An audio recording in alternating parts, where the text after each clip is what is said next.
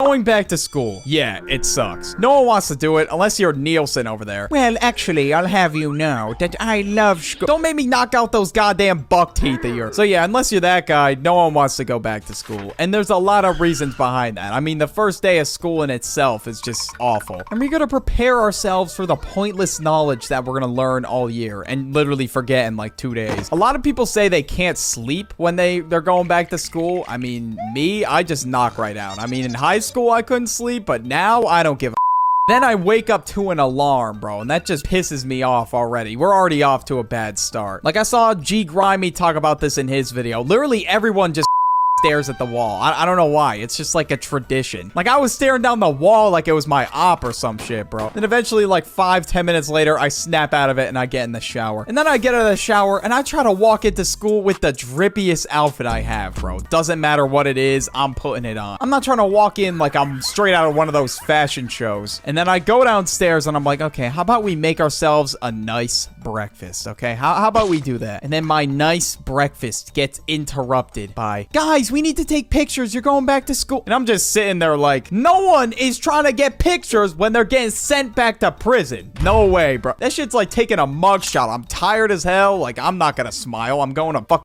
school. It was a tradition every year in my household. And now I have to stand in front of the wall and get my picture taken, holding up the number of whatever grade I was in. Like, hold up a 10, you're going in 10th grade. I'm just sitting there like, Jesus Christ, just let me go already. I'm having a shit day to begin with. And I really gotta sit there and face the reality that summer is no longer gonna be there. And I have to do this every single day of the week. When it was the day I went back to school, my parents were geeked because they were like, finally, I don't have to deal with his ass anymore. So obviously they were overjoyed. They were sharing it with their friends on Facebook. My son's all ready for college. Then everybody and their mom would share their kids going back to school because among parents, it was a celebration. That's truly what it was. That's having me think they're gonna throw the biggest rager of all time when I leave the crib. They're gonna have a birdies moving out party. That's what's gonna happen. And of course, with back to school comes the...